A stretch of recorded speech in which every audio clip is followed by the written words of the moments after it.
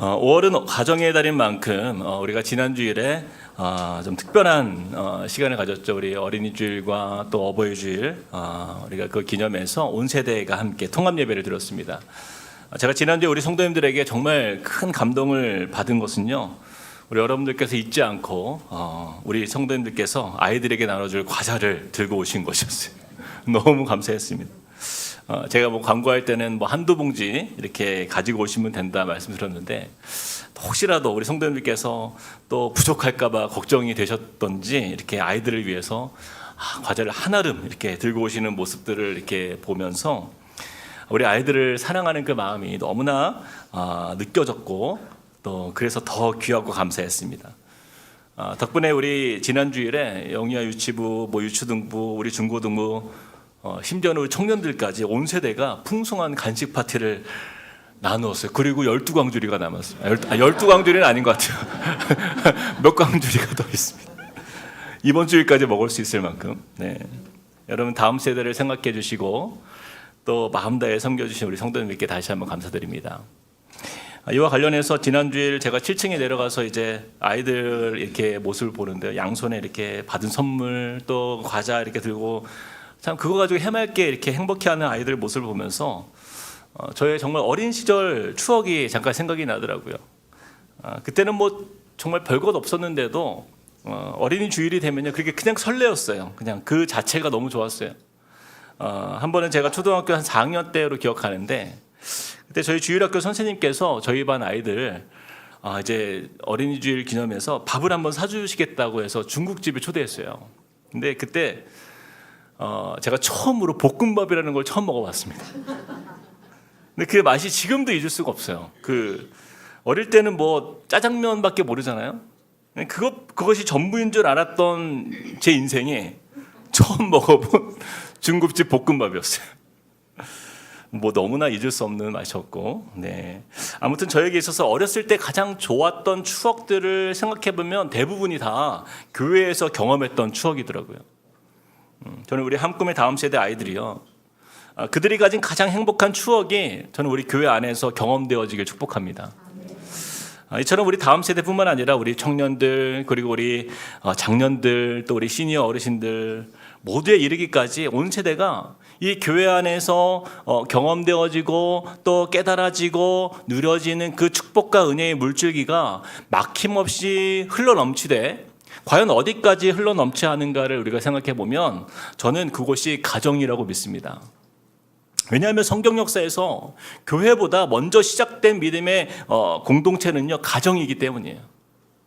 가정은요, 하나님이 만드신 공동체의 뿌리이며 시작입니다. 하나님이 교회를 세우기 이전부터 믿음의 가정을 세우셨고요, 또 그 믿음의 가정을 통해서 세상을 변화시키는 그 일을 이루어 왔기 때문이에요. 이런 의미에서 가정은요, 하나님께서 세우신 세상에 세우신 가장 작은 교회다라고 이렇게 말할 수 있는 것입니다. 바로 이것을 잘 아는 이 사단 마귀가 예나 지금이나 믿음의 뿌리인 우리 가정들을 무너뜨리고 또 제거하기 위해서 얼마나 치밀하게 오랜 시간 많은 공을 들여 작업을 이루어 왔는지 몰라요. 여러분, 우리가 좀 요즘에 느끼시겠지만 여러분, 가족 해체라는 단어가요, 어느덧 낯선 단어가 되지 않았어요. 이 시대의 가정을 보면 부모와 자녀 세대 간의 단절은 말할 것도 없고, 또 개인주의로 인한 결혼 기피 현상이 만연해졌잖아요. 그래서 뭐 결혼을 뭐 굳이 할 필요가 있는가, 또 그렇게 어렵게 결혼을 해서도요 굳이 자식을 가질 필요가 있는가 하면서 가족 자체가 급격하게 줄어들고 사라지고 있는 상황을 우리가 마주하게 되는 것이죠. 가정이 깨어지고 붕괴되는, 해체되는 그 상황들이 이제 지속되면서 점점 가정의 사회적 기능이 상실되어 가고 있는 거예요. 그리고 이로 인해서 우리 교회 공동체의 기반 역시도 무너지고 있는 현실을 우리가 함께 보고 있는 것입니다. 뿐만 아니에요. 이런 가정의 위기는 믿음의 가정이라고 해서 예외가 아닙니다. 우리 부모님들은 어른 세대로서, 또 우리 자녀들은 자녀 세대로서 그들 각자들은 너무나 힘겨운 시간을 보내요. 정말 아슬아슬한 위기의 가정들이 얼마나 많은지 모릅니다. 우리가 믿음의 가정이라고 말은 하지만 언제 깨어져도 언제 부서져도 이상하지 않을 만큼 정말 불안하고 위태로운 상황 속에서 처해 있는 그 가정들이요, 교회들마다 얼마나 많이 있는지 몰라요. 이런 현실을 바라보면서 우리가 이 5월 한 달간은요, 그동안 살펴보았던 우리 갈라디아서 말씀을 잠깐 멈추고 좀 가정의 달을 맞아서 행복한 믿음의 가정 세우기라는 주제로 좀 3주간 말씀을 우리가 좀 묵상해 보려 합니다. 그래서 이번 3주간 말씀을 통해서 성경적 가정의 기준을 좀 세워보면서 우리 안에 그 가정의 문제들의 그 원인을 좀 돌아보며 또 말씀 안에서 해결받는 그런 은혜의 시간이 되기를 원합니다. 이번 주는 그 첫 번째 시간이에요. 그래서 제목을 이렇게 정해봤습니다. 어린아이에게서 배우는 믿음의 가정. 우리가 어떻게 성경적인 그 믿음의 가정을 세워갈 수 있을지에 대해서 고민하면서 이 말씀을 좀 보게 되었어요. 자, 오늘 본문 말씀의 내용은요, 아주 간단합니다. 제자들이요, 예수님께 나와서 물어요. 예수님, 천국에서는 누가 큰 자입니까? 그러자 예수님이 갑자기 한 아이를, 어린 아이를 불러다가 그들 앞에 세우고는 이렇게 말씀하십니다. 너희가 돌이켜 어린아이와 같이 되지 않으면 절대로 하늘 나라에 들어가지 못할 것이다. 누구든지 어린아이와 같이 자기를 낮추는 사람이 하나님 나라의 큰 자니라. 이렇게 말씀하세요. 우리가 그냥 이 말씀을 언뜻 보면 이 과연 가정과 무슨 연관이 있는가? 그런데 제가요, 이번 주 이 믿음의 가정에 대해서 말씀을 준비하기 위해서 이 말씀을 묵상하는 가운데 하나님께서요, 이 본문 말씀을요, 저에게 이 말씀이 계속 생각나게 하시는 거예요. 이 말씀에 저의 시선을 고정시켜 주셨어요. 저도 처음에는 잘 이해가 되지 않았어요. 하나님, 왜 이 말씀이 가정과 무슨 관련이 있습니까? 근데 제가 묵상하면 묵상할수록 이 시대에 우리 가정에게 반드시 필요한 말씀이 이 말씀이구나라는 깨달음이 제 안에 임하기 시작했습니다. 자, 우리 함께 오늘 본문의 시작인 1절을 우리 같이 한번 읽어보겠습니다. 1절 같이 시작. 그때에 제자들이 예수께 나와 이르되 천국에서는 누가 크니까? 여러분, 오늘 말씀은요, 제자들의 질문에서부터 시작이 돼요. 그동안 우리가 사복음서를 보면 이렇게 제자들이요, 적극적으로 예수님께 나와서 무엇을 물어보는 경우가 흔하지 않습니다. 그런 제자들이 예수님께 질문을 하니까 예수님께서 얼마나 그들을 기특하게 여길까요? 그렇죠? 근데 제자들의 질문이 무엇이에요? 천국에서는 누가 크니까? 여러분, 사람이 질문을 할 때는요, 이유가 있어요. 그 사람이 궁금해하는 그 분야와 관심에서 질문을 하고자 하는 그 동기가 일어나기 때문이잖아요. 다시 말해서 지금 제자들은 무엇에 관심이 있는가? 그들의 마음을 엿볼 수 있는 질문인 거예요. 천국에서는 누가 크니까? 이들의 관심이 어디에 있는 거예요? 천국에 있습니까? 큰 자에 있습니까? 큰 자에 있는 거예요. 누가 큰 자인가? 높은 사람이 되려면 어떻게 해야 합니까? 바로 여기에 관심이 있었다라는 거죠.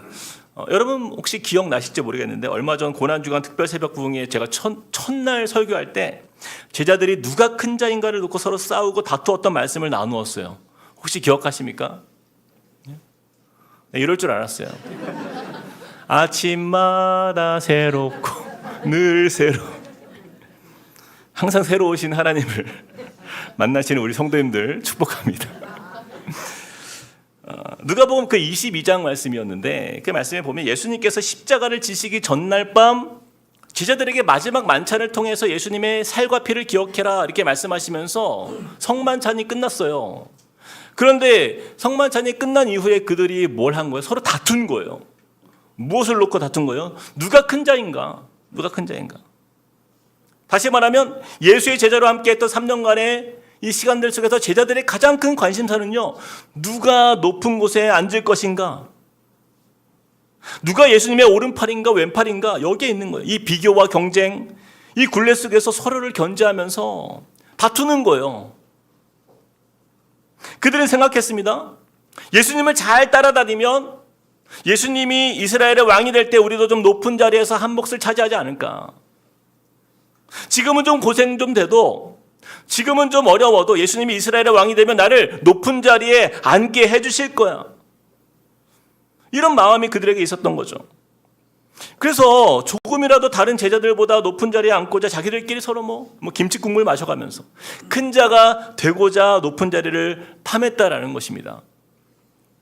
그러니 오늘 본문에서 제자들이 예수님께 질문한 바로 이 질문, 천국에서는 누가 큰 자입니까? 이 질문은 순수하게 그들이 천국을 기대하면서 물어본 질문이 아니라 높은 자리에 이르고자 하는 제자들의 욕망이 담겨 있었던 질문이었다라는 거예요. 근데 제가 이 말씀을 묵상해 보면서 이 시대의 신앙 공동체 안에 있는 많은 가정들의 관심 역시 이 제자들과 크게 다르지 않다라는 것을 보게 되는 것이에요. 우리가 교회 공동체 안에 거하는 믿음의 가정이라고 말은 하지만 우리가 예수님을 찾는 이유가요, 이 제자들처럼 대부분 그냥 큰 자가 되고 또 예수님을 따르는 그것을 통해서 내가 어떤 더 이득을 얻고 뭔가 내가 잘 되고 성공하는 것, 거기에 관심이 쏠려 있다는 것이죠. 여러분, 배우자를 위해서 또 자녀들을 위해서 주로 어떤 기도를 많이 합니까? 우리가 구하는 기도들의 대부분이요, 지금보다는 나은 삶, 지금보다는 잘 살고, 지금보다는 좀 더 확장되고 잘 풀리고 좀 더 부유해지기를 바라지 않습니까?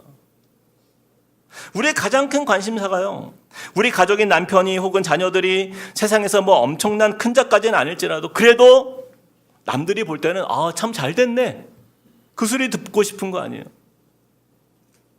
남편의 회사가 번성하고 직장에서 승진도 잘 되고 우리 자녀들 공부 잘해서 좋은 대학 가고 좋은 직장에 취업하고 좋은 배우자 만나서 남부럽지 않게 사는 삶, 어느 정도 여러분 우리가 기대하며 살잖아요.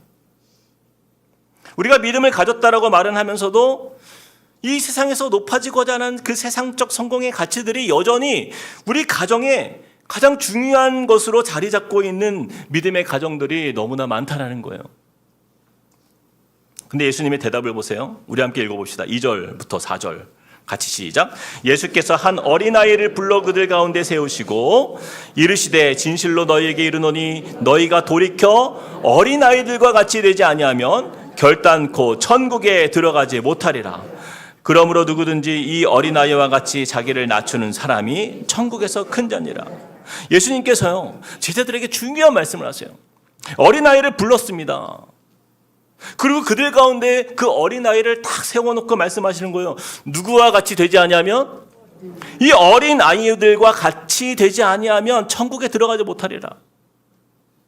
천국, 그 하나님 나라에 합당한 기준의 모델이 바로 이 어린아이라는 거예요. 이것을 가정이라는 의미를 생각해서 다시 한번 표현해 보면, 하나님께서 기뻐하시는 천국의 가정, 즉 하나님의 나라가 임하는 그 합당한 가정의 기준은요, 그 가족 구성원들 모두가 누구와 같아야 된다? 어린아이와 같아야 한다라는 거예요. 여러분, 부모라고 해서 예외가 없어요.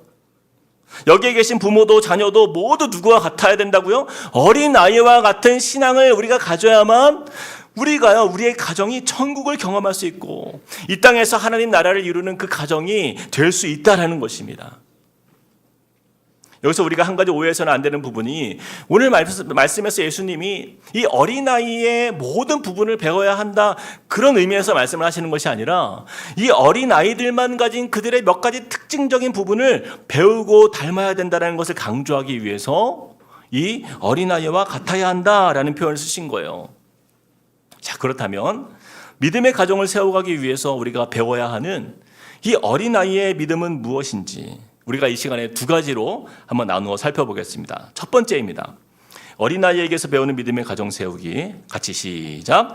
어린아이처럼 낮추어 순종하는 믿음을 가져야 합니다. 어린아이처럼 낮추어 순종하는 믿음이에요. 그 믿음이 우리 모두에게 있어야 된다. 여러분 잘 보세요.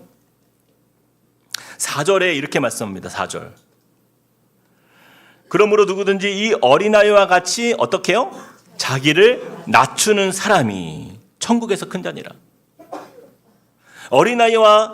어린아이처럼 자기를 낮추는 사람이 되어야 한다는 거예요. 여러분, 이 낮춘다라는 의미가요, 헬라어로 보니까 타페이노스라는 단어를 사용했어요. 이 타페이노스는요, 스스로를 작게 여기다, 복종케 하다, 그런 의미가 있어요.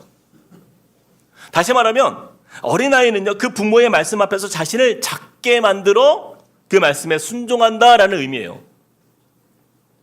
우리가 신앙생활을 하면서 우리가 반드시 잊지 말아야 할 것은요, 이곳에 계신 우리 부모님들, 특별히 나이가 지긋하신 우리 시니어 어르신들도 계시잖아요. 이분도 예외가 없어요. 이곳에 계신 우리 모두는요, 하나님 앞에 있어서 우리는 한없이 소중한 자녀라는 거예요. 우리 옆 사람에게 이렇게 인사해 봅시다. 당신은 하나님의 사랑받는 자녀입니다. 우리가 이것을 잊으면 안 돼요. 이것이 우리의 가장 중요한 신분이에요. 그렇다면 우리 가정 안에 부모와 자녀들이 이런 어린아이의 믿음, 자기를 낮추는 사람이 되는 것이 왜 중요합니까? 바로 그 이유는요, 자신을 낮추는 행위는 우리 가정의 참 부모는 하나님이 되십니다 라는 그것을 인정하는 것이기 때문이에요. 우리가 예수님을 영접하면 우리 삶을 하나님이 다스리는 삶으로 변화되잖아요. 참 믿음의 가정은 바로 이와 같은 거예요. 우리의 참 부모이신 하나님의 말씀 안에서 모든 가족이 함께 낮추는 거예요. 그리고 하나님의 아버지 말씀 앞에 순종할 때 천국의 가정이 이룰 수 있기 때문입니다. 그런데 이 시대에 많은 믿음의 가정들이 흔들리는 이유가요, 바로 여기에 있는 거예요. 우리 부모님들 중에 크게 착각하는 부분이 있어요. 자신들이 가정을 다스리고 우리가 가정을 지켜가고 내가 책임지고 내가 이끌어 간다라고 믿는 거예요. 그러니 가정에서 일어나는 모든 일을 부모님의 그 판단과 결정에 의해서 좌우되는데, 이것은 우리 부모님들의 가장 큰 착각입니다. 여러분, 내 인생의 인도자가 하나님이 되시는 것처럼 우리 가정도 마찬가지예요. 하나님의 인도하심과 다스리심 안에 거할 때 비로소 온전한 믿음의 가정이 가능한 거예요. 그러기 위해서는요, 우리 부모의 자리매김이 너무나 중요합니다. 저를 한번 따라해 봅시다. 나도 하나님의 어린 아이와 같은 자녀이다. 여러분, 그것을 잊으면 안 됩니다. 여러분, 이 고백이 우리의 고백이 되어야 돼요. 우리가 나이가 들면 들수록 여러분, 세상 사는 게 쉬워집니까? 여러분, 정말 그렇습니까? 모든 결정과 판단이 후회가 없고 실수가 없나요? 아니죠. 절대 그렇지 않죠. 물론 제가 어르신들에 비해서 인생을 오래 살지는 않았지만 저도 살아가면 살아갈수록 깨달아지는 것이 있어요. 우리 가정, 내가 책임질 수 없구나. 거기에 대한 확신이 드는 거예요. 여러분, 우리가 부모로서 가정을 얼마나 지킬 수 있습니까? 우리 가족의 건강 여러분 책임질 수 있나요? 여러분, 앞으로 더 어려워진다라고 하는 이런 경제적 환경 속에서 우리 가족의 경제 여러분 장담할 수 있습니까? 우리 자녀들의 신앙의 문제, 진로의 문제, 결혼의 문제, 우리가 무엇 하나 책임질 수 있는 게 있어요? 사실 우리는 아무런 대책도 방책도 없어요. 근데 여기에 답이 있는 거예요. 하나님, 제가 살아보니까요, 제가 할 수 있는 거 아무것도 없네요. 제가 부모라고 하지만 저의 모습은 마치 아무것도 모르는 어린아이 같습니다. 여러분, 이 고백이 바로 그 사람이 제대로 된 신앙을 가진 그러한 믿음의 아버지가 되고 어머니가 될 수 있는 거예요. 여러분, 제가요 5살짜리 우리 가엘이에게, 막내 가엘아, 요즘 국제금리가 인상되어서 가계부채가 심각한데 우리 가정이 어떻게 하면 이런 부담을 줄여갈 수 있을까? 제가 물어보면 얘가 뭘 알아요? 이런 고민을 누가 하는 거예요? 이 아이가 하는 게 아니라 부모가 하는 거잖아요. 바로 이런 것 같아요. 마찬가지로 우리 인생의 고민은요, 우리가 하는 게 아니에요. 우리의 참 부모이신 하나님 아버지께서 감당하시는 거예요. 저 어제도 집에 들어가니까 우리 가엘이는요, 아빠가 돈이 있든 없든 항상 해맑아요. 그냥 안아주면 그냥 행복해요. 왜 그렇습니까? 아빠가 자신을 지켜줄 것에 대한 믿음이 있는 거예요. 여러분, 우리가 자신을 낮추는 어린아이와 같은 믿음을 가진 부모는요, 바로 그런 믿음을 가진 거예요. 하나님에 대해서. 근데 엄마 아빠가 교회는 열심히 다니는데 맨날 식탁 앞에서 한숨만 쉬어요. 맨날 돈 걱정, 건강 걱정, 회사 걱정, 자녀들 진로 걱정, 취업 걱정, 애들 성적 걱정, 맨날 걱정뿐이에요. 그러면 그 가정이 하나님 나라에 합당한 천국의 가정이 될 수 있습니까? 아니죠. 여러분 자녀들이요 맨날 부모님 눈치만 보는 거예요. 여러분 우리 아이들이 커가면서 왜 자기 방에서 안 나오는 줄 아세요?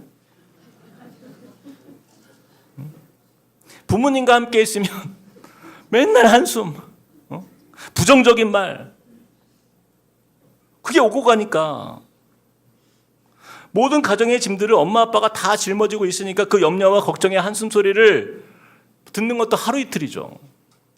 듣기 힘든 거예요. 베드로전서 5장 7절 말씀 우리 같이 한번 큰 소리로 읽어봅시다. 같이 시작. 너희 염려를 다 주께 맡기라. 이는 그가 너희를 돌보심이라. 이는 그가 너희를 돌보심이라. 우리 가정의 문제들, 어려움들, 또 우리 자녀에 대한 고민들, 부모된 저와 여러분이요 머리 싸매고 잠 못 자고 힘들어할 게 아니에요. 누구에게 맡기라고요? 그렇죠. 주께 맡기라. 우리 아버지 되신 하나님께 다 맡기면 그가 우리의 참 부모이신 하나님께서 너희를 어떻게 해요? 돌보심이라. 돌보심이라. 저와 여러분이 이런 어린아이와 같은 믿음으로 하나님 아버지를 믿고 신뢰할 때 그 가정은요 한숨이 사라지는 거예요. 염려와 걱정이 사라지고 불평이 사라지고 그곳에 참된 천국의 가정이 임할 줄 믿습니다. 사랑하는 성도 여러분, 우리 부모가 자신을 낮추는 것은요 하나님 저는 한없이 작고 부족한 어린아이라서 우리 가정 제가 책임질 수 없습니다. 우리 가정의 참 부모이신 하나님 아버지께서 인도하여 주옵소서. 저는 이 고백으로 온 가족이 함께 하나님의 은혜를 구하는 그곳에 그가 너희를 돌보심이라. 이 돌보심의 역사 그 안에서 천국의 가정을 이루는 은혜가 될 줄로 믿습니다. 자, 두 번째입니다. 자, 어린아이에게서 배우는 믿음의 가정 세우기 두 번째. 자, 첫 번째는 뭐였어요? 어린아이처럼 낮추어 순종하는 믿음이에요. 두 번째는 같이 시작. 세상의 방법에서 돌이킬 때 믿음의 가정을 세울 수 있습니다. 세상의 방법에서 돌이킬 때. 오늘 본문에 보면 우리가 반드시 기억해야 할 매우 중요한 단어가 또 하나 등장합니다. 3절 말씀이에요. 우리 같이 읽어봅시다. 시작. 이르시되 진실로 너희에게 이르노니 너희가 돌이켜 어린아이들과 같이 되지 아니하면 결단코 천국에 들어가지 못하리라. 여러분 3절에 보니까 어린아이들과 같이 되지 아니하면 결단코 천국에 들어가지 못하리라 말씀하는데 바로 그 말씀 앞에 어떤 단어가 등장하고 있는 거예요? 너희가 돌이켜.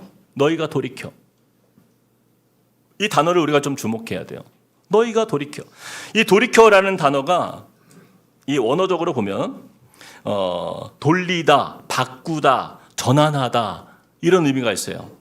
그래서 이거를 종합적으로 어떻게 표현하면 회개하다라는 단어입니다. 회개하다. 예수께서 왜 이 말씀을 하셨습니까? 세상에서 큰 자가 되고자 하는 그 마음에서 돌이켜. 이거예요. 세상에서 큰 자가 되고자 하는 그 마음에서 돌이켜야 한다는 거예요. 그리고 누구와 같이? 어린아이와 같이 되어야 한다. 여러분 회개는 언제 하는 거예요? 죄를 지었을 때 회개하잖아요. 제자들의 가장 큰 관심사였던 우리 중에 누가 가장 큰 자입니까? 그 마음에서 돌이켜 변화되도록 회개하지 않으면 천국을 이룰 수 없다는 거예요. 큰 자가 되고자 하는 그 마음의 생각은요, 그것은 바로 죄로 가득한 세상 나라의 마음이지 하나님께서 다스리시는 하나님 나라에 합당한 마음이 아니기 때문이에요. 이 죄된 마음에서 어떻게 해요? 돌이켜. 회개하라 말씀하는 거예요. 근데 이 시대에 믿음을 가진 우리 부모된 저와 여러분이요, 대부분 이것을 죄라고 여기지 않는데 문제가 있는 거예요. 세상 사람들이 다 그렇게 살기 때문이에요. 우리 한국교회에 속한 우리 가정들의 문제는요, 바로 여기에 있습니다. 이 세상 사람들이 추구하는 방식과 그 마음으로 가정의 교육과 가정의 목표를 추구하면서도 그것을 회개할 생각을 전혀 하지 않는데 문제가 있는 거예요.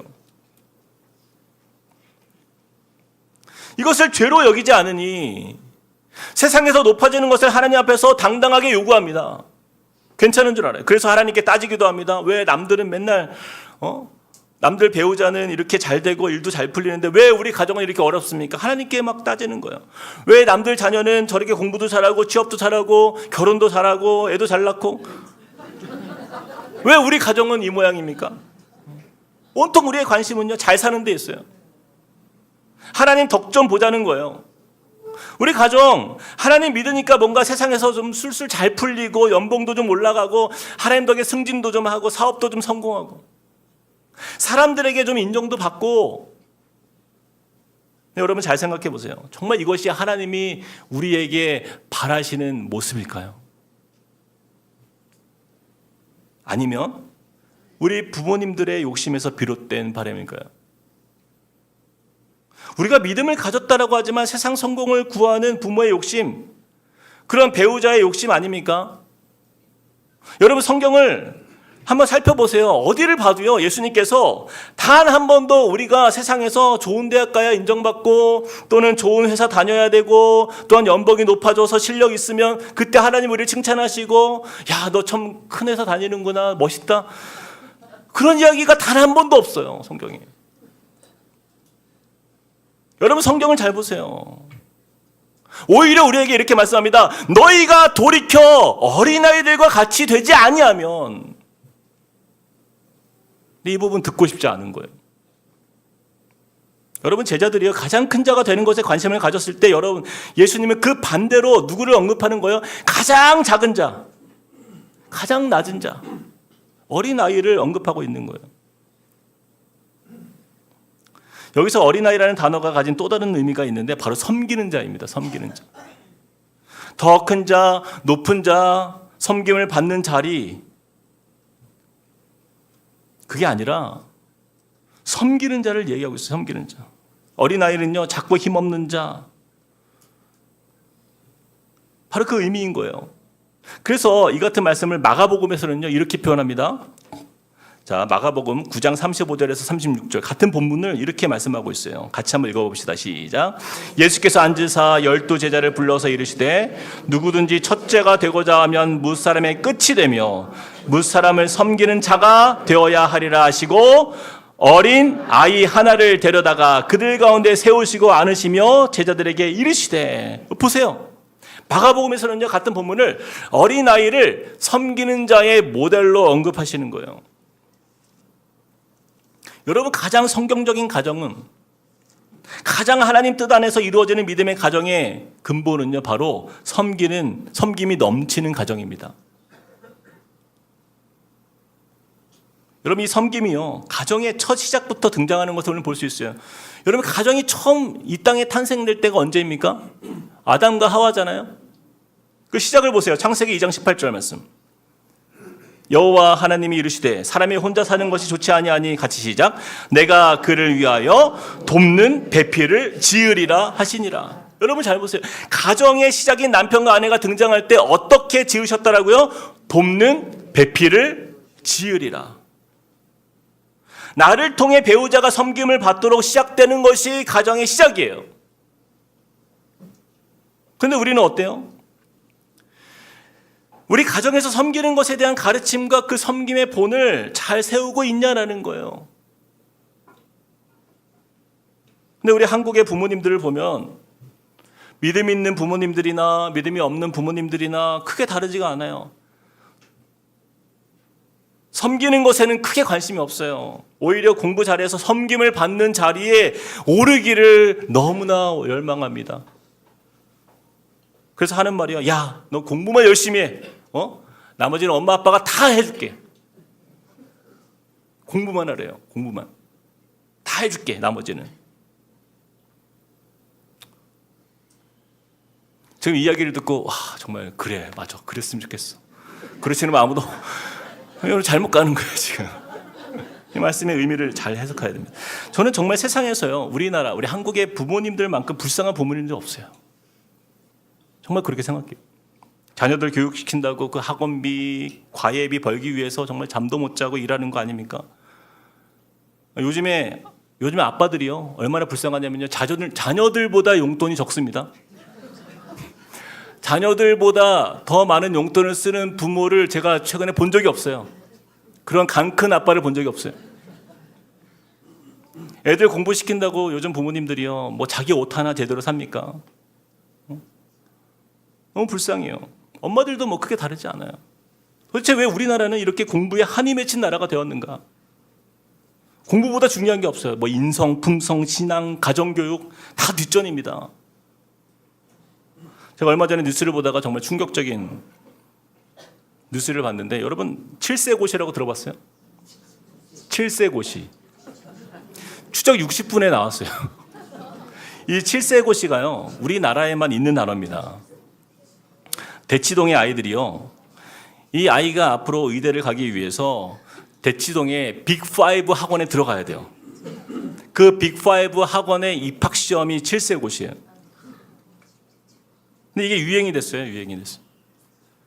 7세들을요 데리고 입학 시험을 보는 거예요. 대학만큼 치열합니다.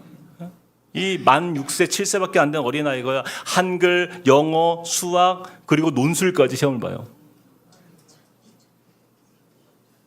그래서 이 시험에 통과해야만 대치동의 유명한 학원에서 이 교육을 받을 수 있다는 거예요. 여러분, 이게 말이 됩니까? 여러분, 7살이 뭘 알아요? 예? 저희 집에 만 7세가 2명 있잖아요. 쌍둥이. 얘네들 한글도 잘 못 써요. 이번에 어버이날이라고 저에게 편지를 써줬는데 한 번에 해석이 잘 안 돼요. 그 의미가 무엇인지를 곱씹어야 돼요. 어버이날인데 어버니날 이렇게 썼더래요. 어버니날. 어버니날은 뭡니까? 어머니날과 어버이날을 합성한 거, 이게 모르겠어요. 어버니날 축하드려요. 여러분께 보여드릴 수도 없고, 이게. 네. 이렇게 보통 7살 아닙니까? 그런 아이들을 데리고 무슨 고시를 봅니까? 그런데 제가 이 이야기를 들으면서 어떤 젊은 집사님들과 이야기를 나눴는데 제가 더 충격적인 이야기를 들었어요. 요즘 7세 고시를 뛰어넘어서 우리나라에 4세 고시가 등장했다. 4세 고시. 선행학습, 조기교육의 끝판왕. 영어 유치원에 들어가기 위해서 기저귀 차고 시험을 보는 거예요. 참, 내가 말도 못하는 아이를 데리고 영어 듣기, 말하기, 단어 이해력 평가. 여러분, 잠을 안 자는데요, 애들을. 요즘 영유아 이 사교육의 현실이라는 거예요. 여러분, 이것은요 죄죠. 죄. 아동학대 아닙니까? 세상에서 큰 자가 되고자 하는 그 욕심, 높은 자리에 세우고자 하는 그 부모의 탐욕 아닙니까? 제가 이런 뉴스를 보면서 너무 화가 나더라고요.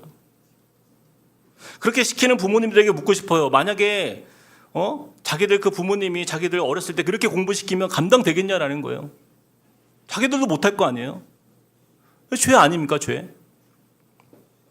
그렇게 우리 아이들 공부 가르쳐서 이 아이들 대학 가잖아요. 그러면요, 이 아이들 정말 공부 말고는요 할 줄 아는 게 아무것도 없어요. 근데 여러분 생각해 보세요. 세상 사는 일이 공부 잘한다고 다 됩니까? 절대 아니죠. 우리 아이들이요, 세상에서 국영수가 가장 중요하다라고 그것만 배우는데 그것 가지고 세상을 어떻게 살아요?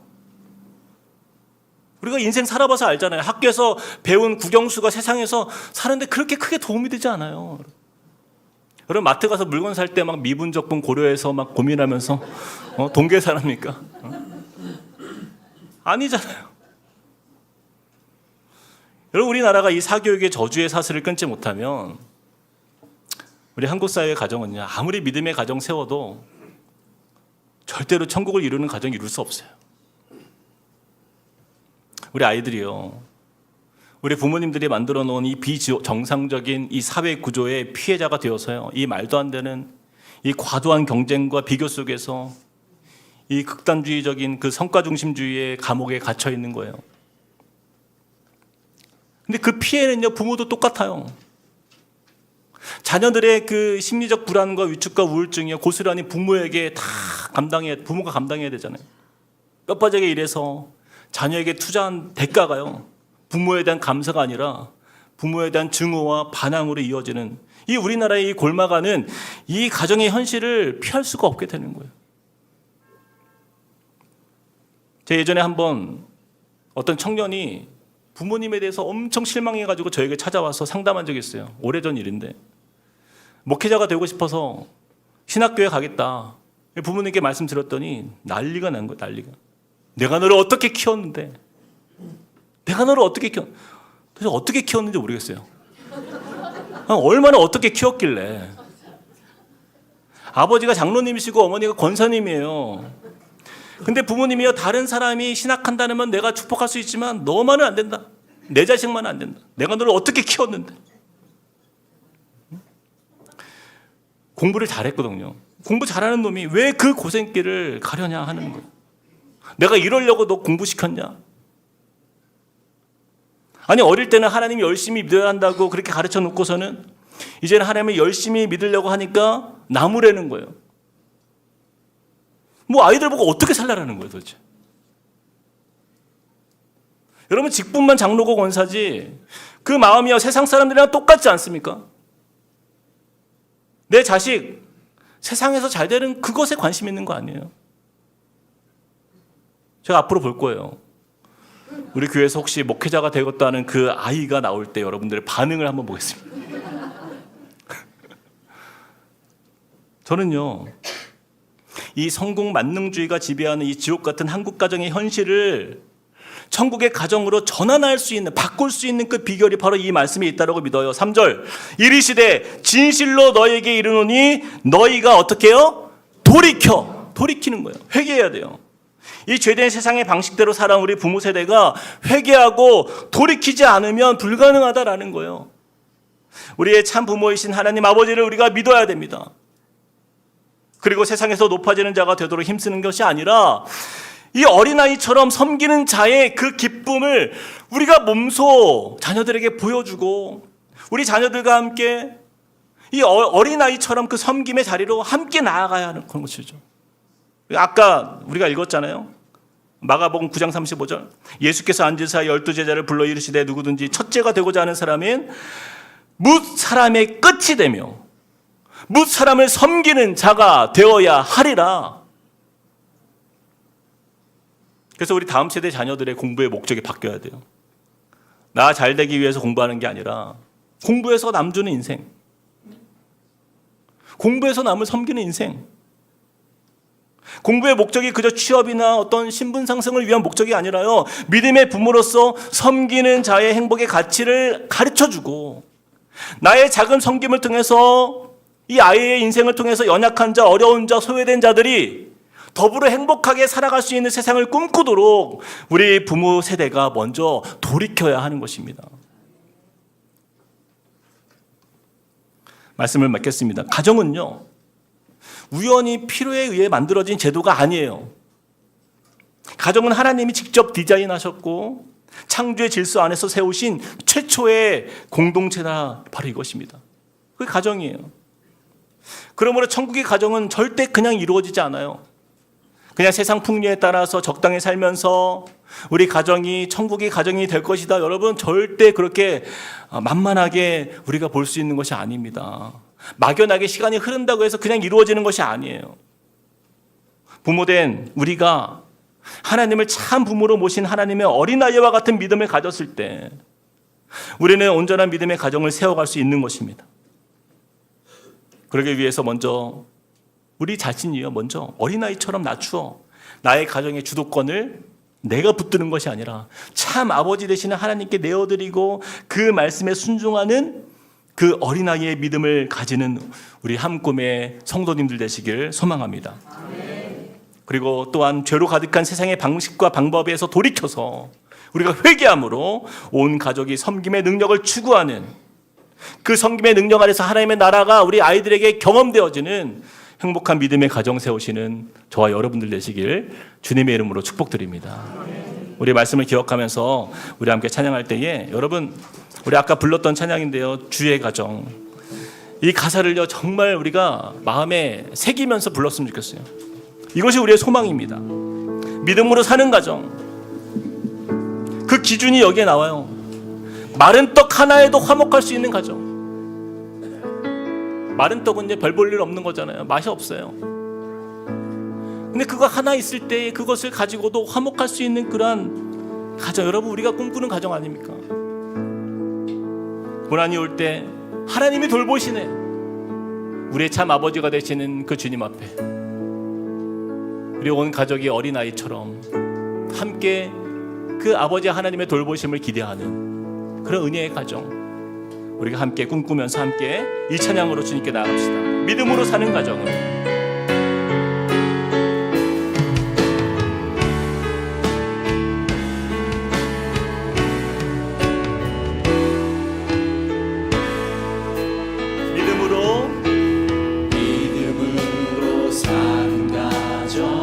가난해도 부족하지 않게 하시며 가난해도 부족하지 않게 하시며 소망으로 사는 가정은 소망으로 사는 가정 아픔에도 더 풍성한 위로 주시네. 아픔에도 더 풍성한 위로 주시네. 마른 떡 하나에 화목하고 마른 떡 하나에 화목하고 함께 살아가며 감사하며 함께 살아가네 감사하며 고난이 올 때에 고난이 올 때에 기도하는 가정 기도하는 누가 우리를 돌보십니까? 가정 우리 하나님 아버지께서 우리를 돌보시고 우리를 인도하심을 믿고 고백합니다.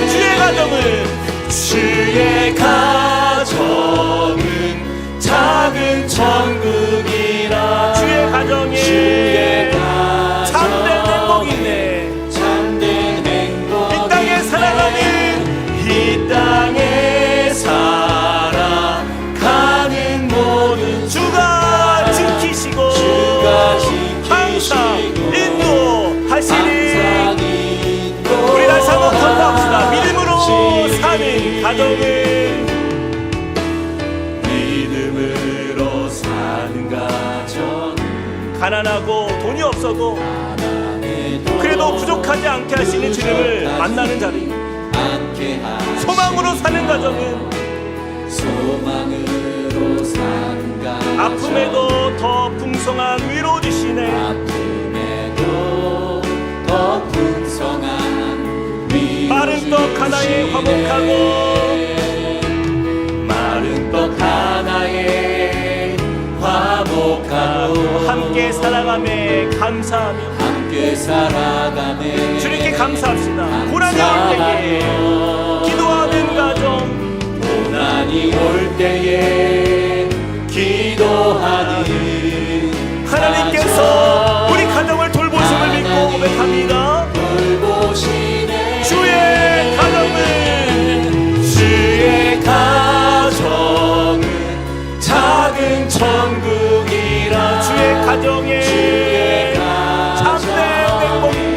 참된 행복 이 땅에 살아가는 모든 순간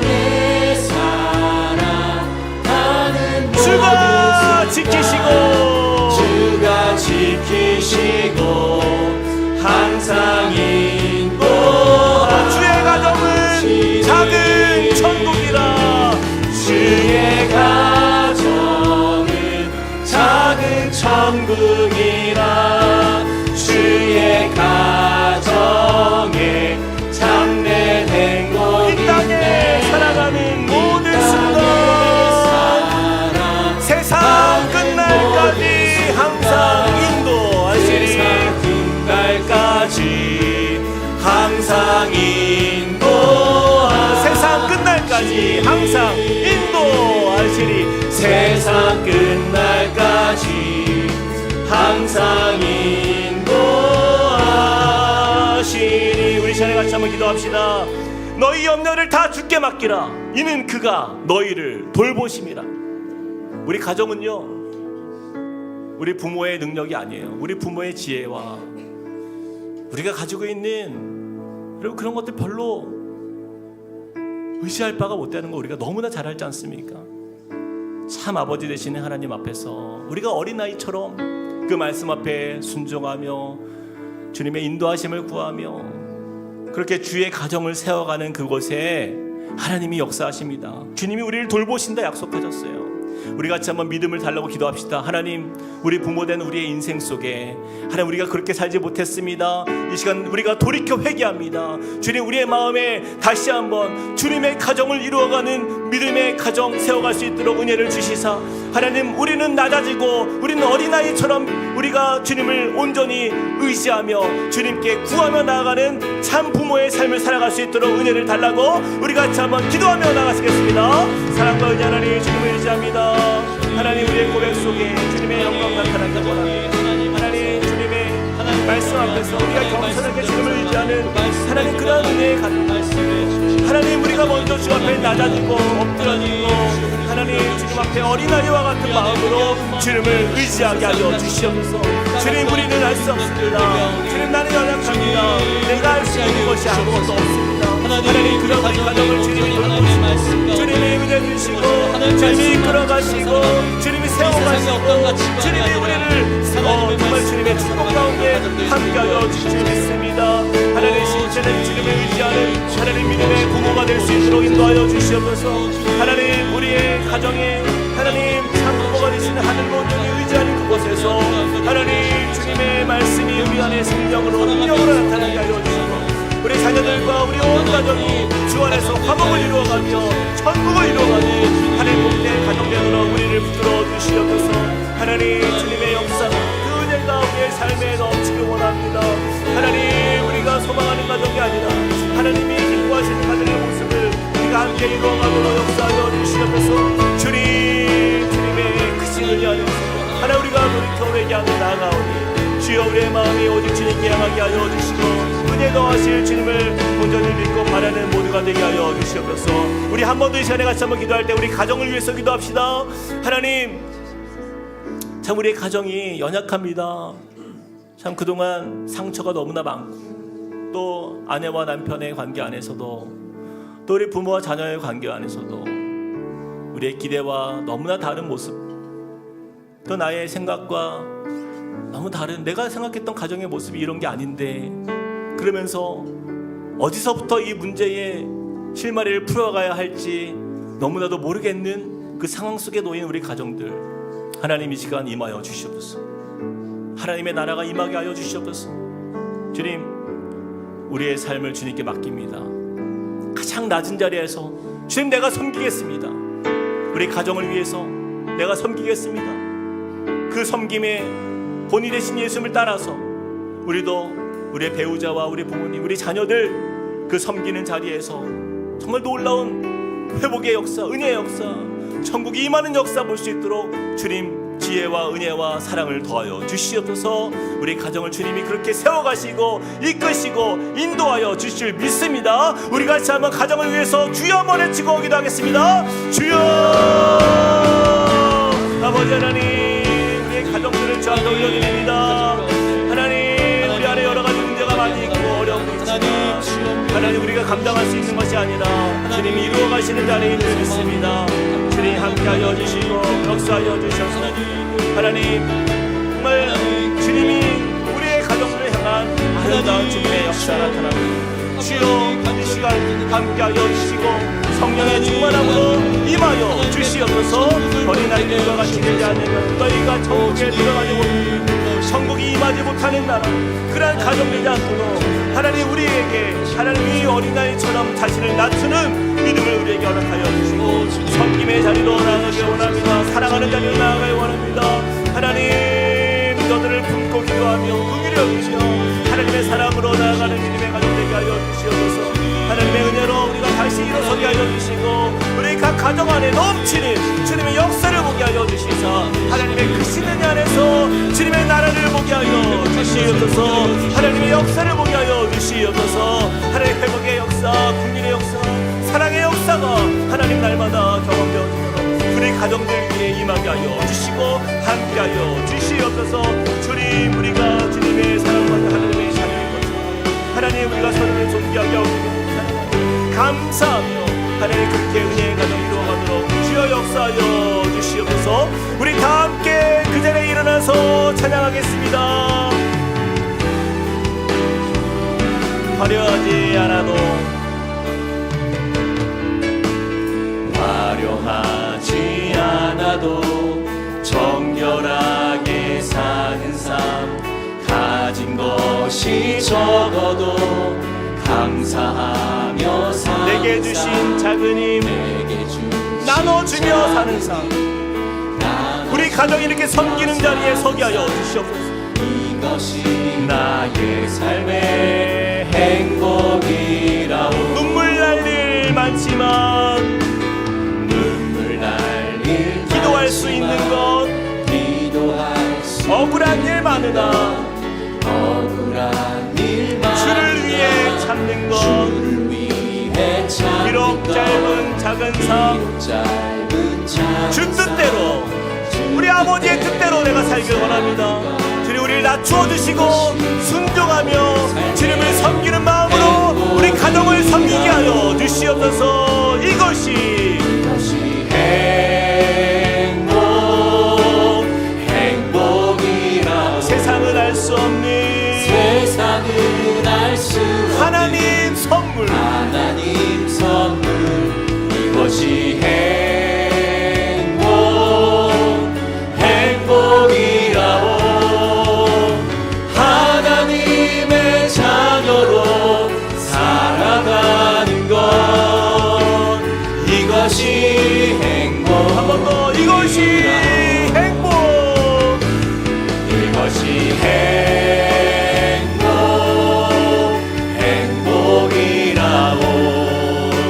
세상은 알 수 없는 하나님 선물, 이것이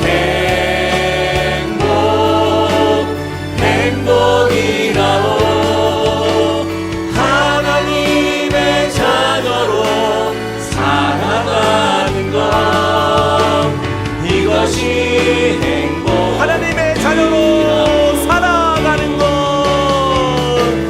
하나님의 자녀로 살아가는 것, 이것이 행복이라고. 이르시되 진실로 너희에게 이르노니 너희가 돌이켜 어린아이들과 같이 되지 아니하면 결단코 천국에 들어가지 못하리라. 그러므로 누구든지 이 어린아이와 같이 자기를 낮추는 사람이 천국에서 큰 자니라. 사랑과 은혜 하나님, 다시 한번 우리의 말씀 앞에 우리의 삶을 돌아봅니다. 우리의 가정을 다시 돌아봅니다. 주님, 가정마다 문제가 없는 가정이 없고 아픔과 어려움이 없는 가정이 없는 것을 우리가 바라봅니다. 참 우리의 가정들을 돌아볼 때에 왜 이렇게 힘들고 아프고 상처로 가득한지요. 주님, 우리가 하나님의 말씀대로 하나님 아버지의 뜻대로 살지 못하고 세상의 방법 가운데 우리가 이리저리 휘둘렸던 우리의 인생이 참 어쩌면 그것이 잘못되고 때로는 그 길이 막힌 길임을 알면서도 우리가 그렇게 세상 사람들조차서 그 길을 따랐던 우리의 모습이 얼마나 많았습니까? 이 시간 우리가 부모들로서 다시 한번 돌이켜 회개합니다. 주님, 우리 가정 이제는 하나님 아버지 주님의 뜻 앞에서 우리 자신이 어린아이처럼 우리 자신을 낮추고 주님 앞에 모든 우리의 가정의 문제를 맡기오니 주님이 우리의 가정의 주인 되어주시고 인도자가 되어주시고 참 부모가 되어주셔서 주님의 뜻 가운데 온전한 천국을 이루어가는 가정이 되도록 주님 우리를 인도하여 주시옵소서. 하나님 크신 사랑 안에서 회복의 역사 나타나게 하여 주시고 우리 각 가정 안에 치유의 역사가 나타나게 하여 주시고 그래서 우리 각 가정들마다 이전에 경험하지 못했던 하나님 나라의 기쁨이 우리 부모와 자녀들의 그 삶 속에 아름답게 임하는 역사 보게 하여 주시옵소서. 이제는 우리 주 예수 그리스도의 은혜와 하나님 아버지의 크신 사랑과 성령님의 감동, 감화, 교통하심이 오늘 말씀을 통하여서 어린 아이에게서 배우는 믿음의 가정을 우리 마음에 새기며 그러한 가정을 소망하며 이루기를 위하여 힘쓰는 그런 마음의 결단을 가지고 주 앞에 서는 믿음의 백성들 머리 위에 그리고 그 가정과 함께 꿈꾸는 교회 위에 이제로부터 영원토록 함께 하시기를 간절히 축원하옵나이다. 아멘.